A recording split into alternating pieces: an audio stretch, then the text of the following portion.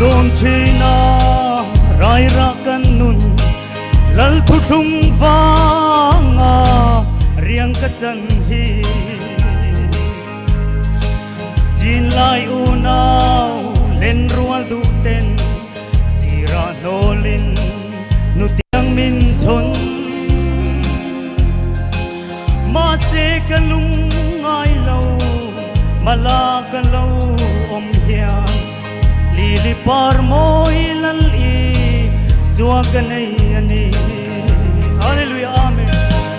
limin kazai zelang kadam chung ni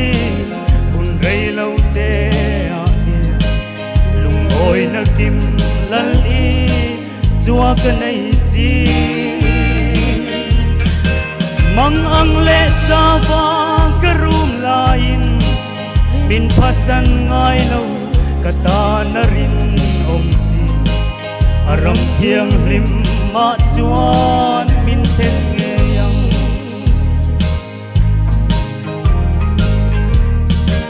buai na chum pia ram lo lang so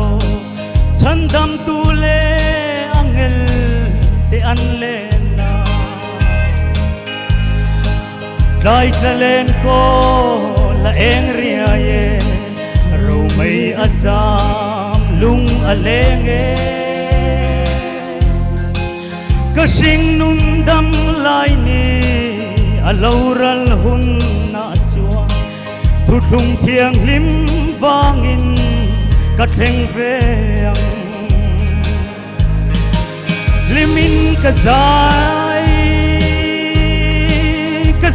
zelang kadam chung ni hun rei lo te a ya lung oi na kim lal i zua ka nei si mang ang le chawa karum lain min phasan ngai lo ata na rin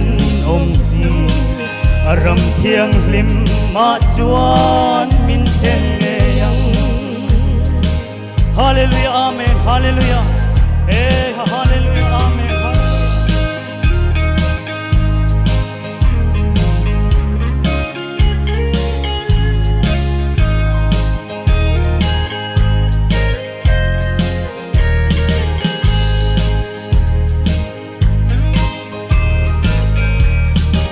thu thung vanga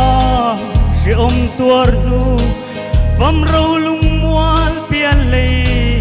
azal to ten thu thung huan tu demin ave ti sa beng siat lo rau thaleng in chak tak le huai takin lal ram pan zel ro khovela chol na re nga om si lo limin kazai zelang kadam chung ni hun rei lo te a ya lung oi na kim lal i suwa ka nei si mang ang le chawa karum lain min phasan ngai lo kata na rin om si aram thiang lim ma chuan min then nge yang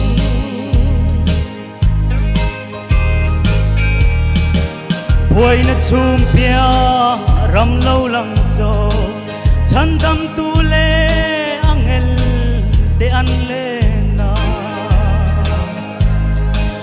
lai talen ko la eng ria ye ro mai asam lung aleng e ka sing nun dam lai ni aloral hun na chuan thu thung thiang lim wangin ka thleng veang hallelujah amen hallelujah limin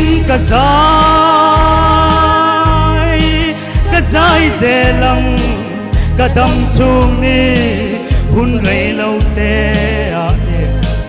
lung oi na kim lal'i suwa kanay si mang ang le tava karum lain min patsan ngay lo kata na rin aram kiang lim ma chuan min ten ngeyang hallelujah amen hallelujah hey hallelujah lalpa na fakla asom rose